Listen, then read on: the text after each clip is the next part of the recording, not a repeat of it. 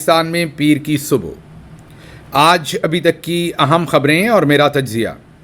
सबसे पहली खबर आपके सामने एक होशरुबा किस्म का इंकशाफ रखते हैं, तहलका खेज़ भी कह सकते हैं।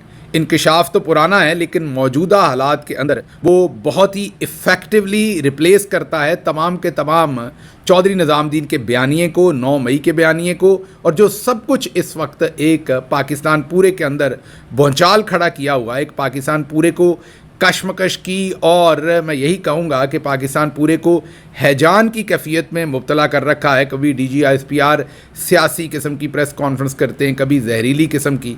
तो आप ज़रा चीज़ों को अगर खोल के देखें तो ये जो इंकशाफ है, और वो भी फ़ौज के अंदर से, और वो इंकशाफ एक जनरल कर रहे हैं और कह रहे हैं कि साबिक आर्मी चीफ़ और पाकिस्तान के उस वक्त के सदर और डिक्टेटर जनरल ज़ियाउल हक को फ़ौज ने कत्ल किया था। जी हाँ, ये मैं नहीं कह रहा, क्योंकि मैं कहूँगा तो बहुत गुस्सा आएगा, बगावत, गद्दारी, पता नहीं कौन कौन से टाइटल दिए जाएंगे। मैं दोबारा कह रहा हूँ, ये फ़ौज के अपने जनरल रिटायर्ड फैज़ अली चिश्ती ये फरमा रहे हैं कि जनरल ज़ियाउल हक जो कि आर्मी चीफ़ थे, उनको फ़ौज ने कत्ल किया।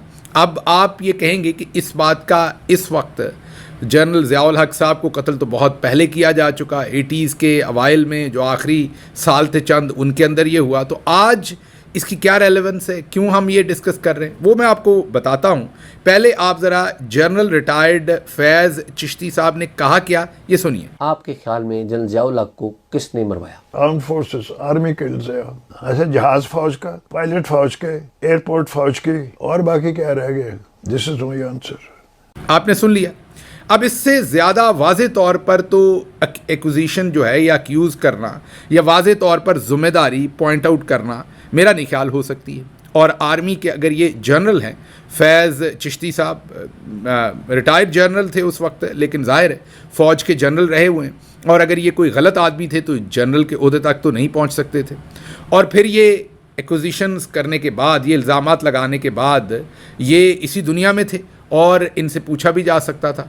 जैसे जनरल फैज़ हमीद का कोर्ट मार्शल आज किया जा रहा है, अगर इन्होंने मिलिट्री के ऊपर झूठा इल्ज़ाम लगाया था कि उन्होंने जनरल ज़ियाउल हक को कत्ल किया, तो फिर उसके बाद इनका भी कोर्ट मार्शल किया जा सकता था। नहीं किया गया, इनको बुलाकर नहीं पूछा गया, इनसे ये तक नहीं पूछा गया कि आप ये एक्यूज़ क्यों कर रहे हैं। हालांकि उन्होंने वाज़े अल्फाज में कहा कि जनरल ज़ियाउल हक जिस जहाज़ में कत्ल हुए वो जहाज़ भी फ़ौज का, पायलट भी फ़ौज का, एयरपोर्ट्स भी फ़ौज के, मतलब कि सिक्योरिटी और हर चीज़ फ़ौज की। तो फिर आज तक हमें तो पता ना चल सका, ये उन्होंने नहीं कहा, ये मैं कह रहा हूँ।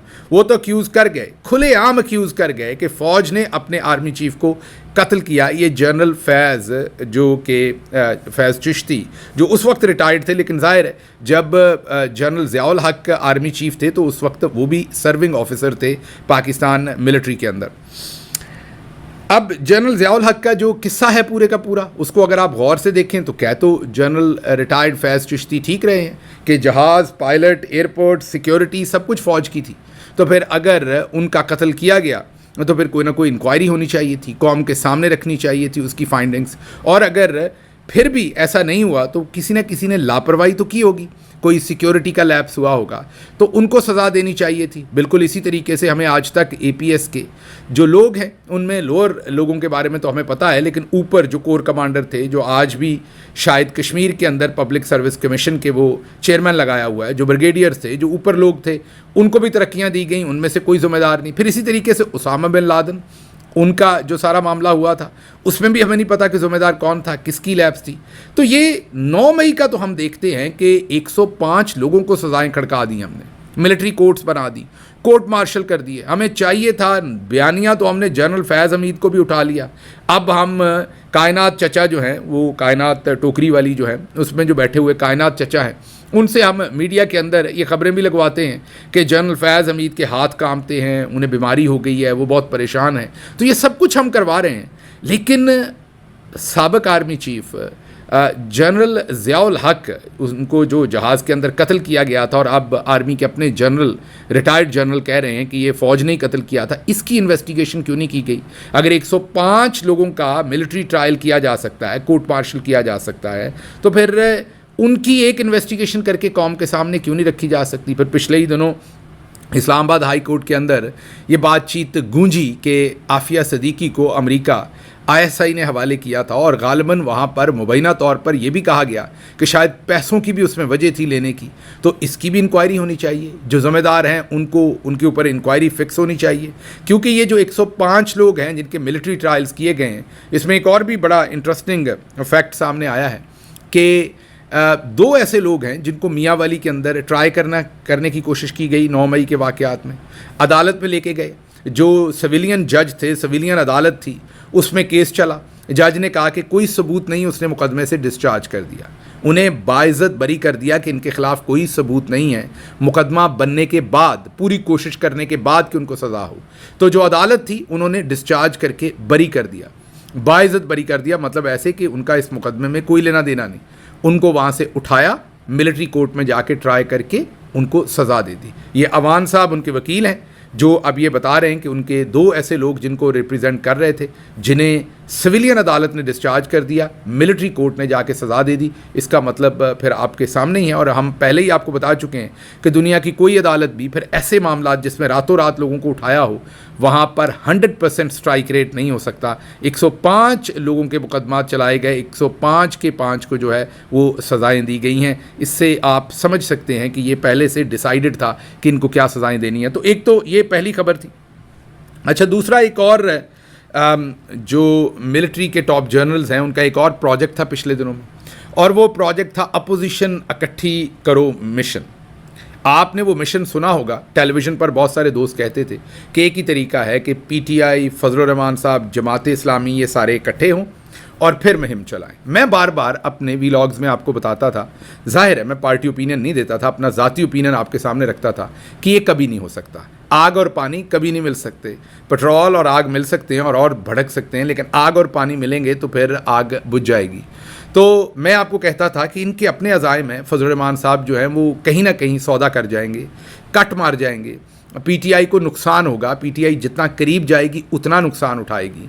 जमात इस्लामी के बारे में भी मैंने खुल के नहीं कहा था, लेकिन ख्यालात यही थे दबे लफ्ज़ों में, और दूसरी तमाम पार्टीज़ के बारे में भी मैं आपको यही कहता था कि किसी ने वो सख्ती बर्दाश्त नहीं करनी जो इमरान खान ने की, और अगर करनी होती तो कोई पहले खड़ा हो चुका होता ना मिलिट्री इस्टेब्लिशमेंट के ख़िलाफ़। आज तक तो कोई खड़ा नहीं हुआ, सभी ने सौदेबाजी की है। तो इमरान खान वाहिद है, और ये जो कहा जाता है कि पूरी अपोजिशन मिलकर करे, और यही मंजन बेचा गया टेलीविज़न पर। बहुत सारे कुछ ज़हीन दोस्त हैं जिनकी बदयांती नहीं होगी, मतलब फवाद चौधरी भी ये बात कह रहे थे।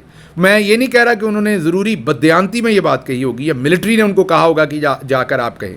कई दफ़ा जो बड़े ज़हीन लोग होते हैं वो जब अपने आप को बहुत ज़्यादा ज़हीन भी समझना शुरू करें तो तब भी वो एनालिसिस गलत कर लेते हैं, उसमें ज़रूरी नहीं कि उनकी बदयांती शामिल हो। वो भी यही कह रहे थे, और भी बहुत सारे, कि जी ये फजलुर रहमान, PTI और फ़लाँ फ़लाँ को इकट्ठा होना चाहिए। मैं आपके सामने यहाँ से ये बताता था कि हाँ, ये पॉलिटिकल टेक्स्ट बुक के हिसाब से तो ये आइडियल बात है। वाकई अगर ये इकट्ठे होकर ज़ोर मारें तो बड़ी सारी चीज़ों के मसाइल हल हो जाएंगे। लेकिन ये इकट्ठे कैसे हो सकते हैं जब हमें पता है कि फजलुर रहमान साहब ने सारी ज़िंदगी मिलिट्री इस्टेब्लिशमेंट की सियासत की है, और उन्होंने वो किया है जो मिलिट्री इस्टेब्लिशमेंट ने उनको कहा है। तो ऐन मौके पर फजलुर रहमान जो है वो इन्हें धोखा दे के निकल जाएंगे और PTI को बेच देंगे, सियासी तौर पर कह रहा हूँ, और PTI को आखिरकार नुकसान उठाना पड़ेगा। ये दोस्त तमाम उस टाइम बहुत ज़्यादा ये एजेंडा पैडल करते रहे, और ये एजेंडा ज़रूरी नहीं कि इनको पता हो, इनको फ़ौज ने कहा हो कि आप जाकर एजेंडा पैडल करें, अनजाने में किया होगा। लेकिन हम यहाँ से आपको बता रहे थे कि फ़ौज इसके ऊपर जो लीडरशिप है टॉप पर, जब हम फ़ौज कहते हैं ना तो ये आपने जहन में रखना है, बार बार जहन में रखना है कि जो 3 दिन पहले हमारा भाई मेजर शहीद हुआ या उससे पहले हमारे लोग, ये वो नहीं है। ये ऊपर बैठे 3-4 जनरल्स हैं। तो ये मैं डिस्क्लेमर दे रहा हूँ, जब मेरे मुंह से फ़ौज का लफ्ज़ निकले तो ये general Asim Munir, DG ISI और जो 4-5 ऊपर जनरल्स हैं, ये उनके बारे में मैं कह रहा होता हूँ। तो बहरहाल उनका एजेंडा ये था कि ये PTI को इसमें शामिल किया जाए, और फिर हस्बे जो भी जायका हो, और जब वक्त हो PTI को फिर काट दिया जाए या इनसे कटवा दिया जाए, इन अपोजिशन की जमातों से, और PTI को कट इनटू साइज़ किया जाए, और PTI के जो इस वक्त नैरेटिव है या PTI की जो उड़ान है उसके ऊपर बिठाकर ये जो अपनी तफैली पार्टियां हैं इनको भी उड़ान इनकी भरी जाए, इनका वोट बैंक थोड़ा सा बेहतर किया जाए, PTI को नुकसान पहुंचाया जाए, इन्हें फ़ायदा दिया जाए। ये मैं बार बार आपको अपने वीलॉग्स में बताता रहा। अब दोनों पार्टियां जो हैं वो आश्कार हो गई। पहले तो आपके सामने जमात इस्लामी की नई कार्रवाई और माजरत के साथ करतूत रखते हैं। جو حافظ نعیم الرحمان ہے جو ان کے آج کل سربراہ ہیں. حافظ صاحب نے ایک تقریر ٹھوکی ہے, ایک بہت بڑا جلسہ کیا. جماعت اسلامی کے پاس عمومی طور پر اتنے پیسے نہیں ہوتے. وہ جو جلسہ تھا وہ ایسے ہی لگ رہا تھا کہ کوئی ملٹا نیشنل کمپنی کر رہی ہے. ہم کیونکہ اس دھندے میں رہے ہیں, دھندے کا مطلب سیاست میں رہے ہیں, ہمیں پتہ ہے کہ جو پینافلیکس لگتا ہے, جو سٹیج بنتا ہے, اس پہ پیسے لگے ہوں تو وہ کیسا ہوتا ہے, پیسے نہ لگے ہوں تو وہ کیسا ہوتا ہے.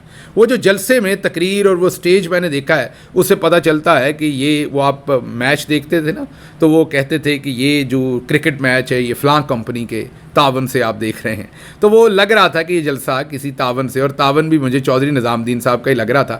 اچھے پیسے لگے ہوئے تھے اس سٹیج کے اوپر جس پر حافظ نعیم الرحمان صاحب کھڑے تھے. آپ کو ایسا ہی لگے گا کہ کسی یورپین ملک کی کوئی پارٹی ہے. جو پینافلیکس کی کوالٹی ہے نا, جب مال کسی اور کا ہو تو پینافلیکس کی جو وہ جو چادر ہوتی ہے نا, مطلب کہ جو وہ شیٹ ہوتی ہے وہ بھی پھر ایکسپینسو والی, اس کی فال بھی آپ کو پتہ چلتی ہے کہ وہ تھک ہے, موٹی ہے. تو پیسہ لگا ہوا تھا کسی موٹی پارٹی کا اس کے پیچھے. اور ضروری نہیں ہوتا کہ ملٹری اسٹیبلشمنٹ جیب سے نکال کے یا جی ایچ کیو سے آپ کو پیسے دیتی, کسی کاروباری کو کہہ دیتی ہے کہ یہ ذرا حافظ صاحب نے جلسہ کرنا ہے, ذرا لگا دیں پیسے. تو لگ یہ رہا تھا, یہ میرا تجزیہ ہے, ظاہر ہے باقی تو حافظ صاحب ہی بتا سکتے ہیں, میں حتمی طور پر تو انہیں ایکیوز نہیں کر سکتا, یہ میں اپنا تجزیہ دے رہا ہوں. اب حافظ صاحب نے وہاں پر دو پھلجھڑیاں چھوڑیں.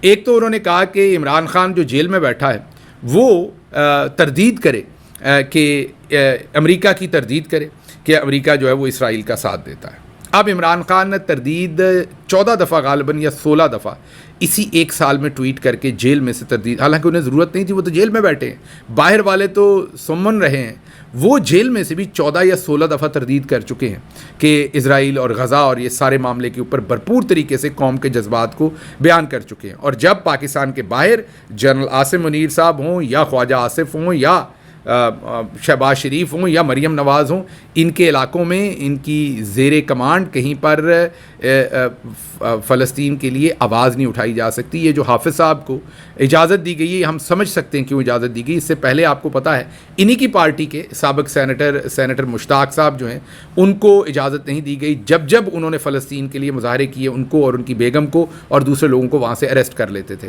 تو اب عمران خان کیا کچھ کہتے رہے ہیں یہ ذرا سنیے گا, اور یہ چاہتے ہیں کہ عمران خان جو ہے وہ امریکہ کی اور اسرائیل کی مذمت کریں, اور امریکہ سے عمران خان امداد مانگ رہے ہیں, تحریک انصاف امداد مانگ رہی ہے. اور وہ کیوں مانگ رہی ہے؟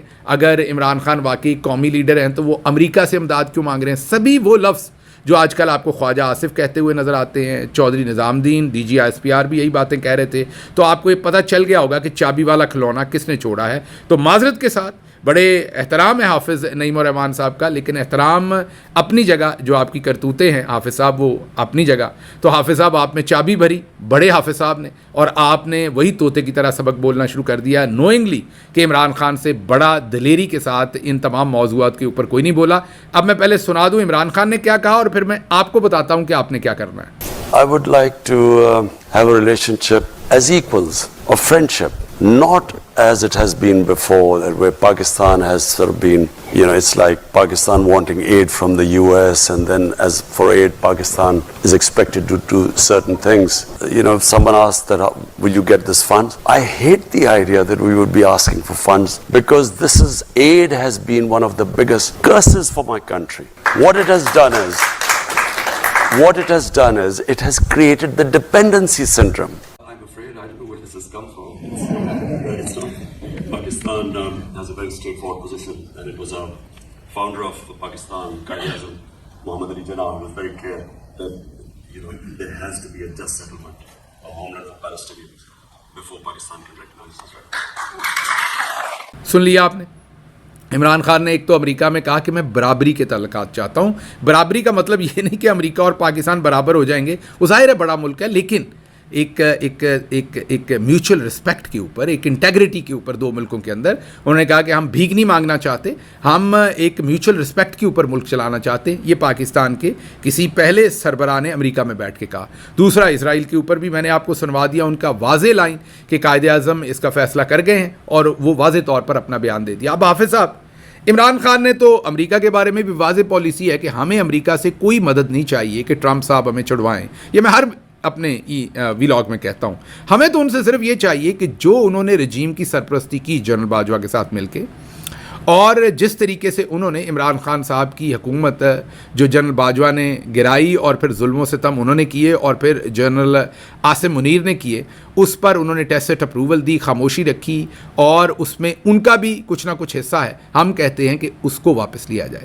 پاکستان کے اندرونی معاملات میں یہ جو مداخلت تھی یہ ختم کی جائے، اور پاکستانی ملٹری کو بتایا جائے کہ آپ کے ساتھ وہی سلوک ہوگا جو پوری دنیا کے قوانین میں کسی کے ساتھ بھی ہوتا ہے. آپ کو کوئی خاص رعایت نہیں ہوگی اگر آپ انسانی حقوق کی خلاف ورزی کریں گے. اب عمران خان کا تو بیانیہ میں نے دے دیا، تو حافظ صاحب میں آپ سے ایک ریکویسٹ کرتا ہوں. مولانا مودودی صاحب کے بعد اور شاید بیچ میں سے تھوڑی دیر جو پروفیسر صاحب آئے تھے کراچی سے، ان کے بعد جو سراج الحق صاحب ہوں، آپ ہوں، یا اس کے درمیان میں پہلے قاضی صاحب مرحوم ہوں، یا آپ سارے لوگ، آپ نے ہمیشہ اسٹیبلشمنٹ کی سیاست کی. جہاں اسٹیبلشمنٹ نے جس کھونٹے کے ساتھ آپ کو باندھا ہے آپ وہاں بند گئے. جہاں جہاں ضرورت تھی، حالانکہ نام میں جماعت اسلامی ہے، اسلام کے جو قوانین ہیں، پرنسپلز ہیں، جس میں سب سے بڑی بات تو تقویٰ ہے، قربانی ہے، جہاں آپ کی قربانی کی ضرورت تھی آپ پتلی گلی نکل گئے.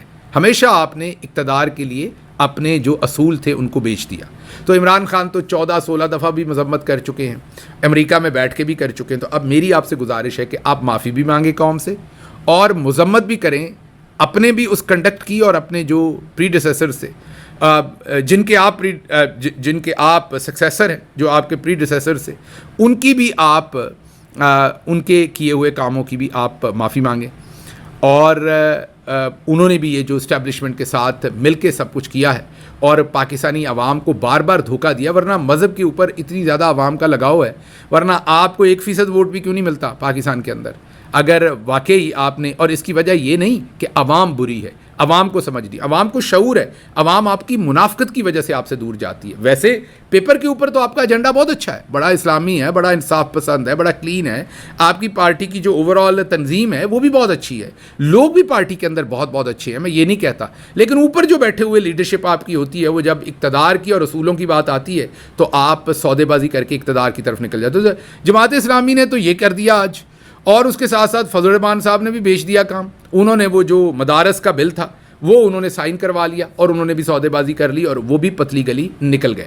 تو یہ جو وہ اپوزیشن اکٹھی کرو مہم تھا وہ آج اس کا درن تختہ ہو گیا، اور آپ کے سامنے ہم نے تفصیل سے رکھ دیا کہ اس کا معاملہ کیا تھا. اچھا جی، اگلی خبر جو کوئکلی آپ کے سامنے رکھیں گے وہ ہے کہ بلاول زرداری صاحب بھی اب پر تول رہے ہیں، نئے بیان دے رہے ہیں. انہوں نے ایک بیان ٹھوکا ہے کہ امریکہ جو ہے وہ ہمارے نیوکلیئر ایسٹس کے پیچھے ہے، اور ہم سوورن کنٹری ہے اور اپنے فیصلے خود کریں گے. اور ساتھ وہ یہ بھی بیان دے رہے ہیں کہ شارک مچھلی ہمیشہ پاکستانی انٹرنیٹ کو ہی کیوں کاٹتی ہے. تو آپ سمجھتے ہوں گے کہ بلاول صاحب جو ہے وہ ایک دم سے انقلابی کیسے ہو رہے ہیں. دوسری طرف حنیف عباسی نے ٹی وی پہ آ کے کہا ہے کہ سارے گندے کام انہوں نے ہمارے ساتھ مل کے کیے ہیں، 26ویں ترمیم، ججز کے اوپر، کورٹس کے اوپر، تو یہ دھلے ہوئے نہیں ہیں، یہ ہماری طرح کے ہی گندے ہیں. تو ایک تو بلاول صاحب کو یہ پتہ چل گیا کہ نون لیگ کو کاٹ دیا ہے اگلوں نے، اور شاید ان کی باری آئے کوئی قومی حکومت بنے، تو ابھی سے وہ اپنے آپ کو ڈی اٹیچ کر رہے ہیں.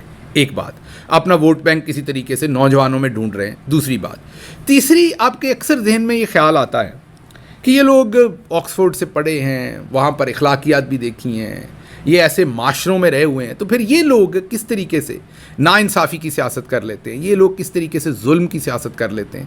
ان کی والدہ کو سنائپر کے ساتھ شہید کیا گیا تھا، یہ آج سنائپرز جن کو لگے ان کے خلاف کیسے کھڑے ہیں. تو آپ کو کئی دفعہ سمجھ نہیں آتی ہوگی کہ یار اتنی بہتر جگہوں سے پڑھے لکھے، اتنا پوری دنیا کا ایکسپوجر، تو پھر ان لوگوں کے دلوں کے اوپر مہریں کون سی لگی ہیں. یہ آپ کو ایک انٹرویو سنواتا ہوں، اور آپ یہاں سوچ لیجئے کہ جو لوگ دوسروں کے اور اپنے بچوں میں فرق کر سکتے ہیں اور بڑے بڑے لیڈر ہوں. عمران خان، آپ کبھی سوچ بھی نہیں سکتے کہ وہ شخص ایسا سوچ سکے. کبھی سوال ہی پیدا نہیں ہوتا کہ عمران خان کے سامنے ایسی سچویشن ہو اور وہ یہ کرے.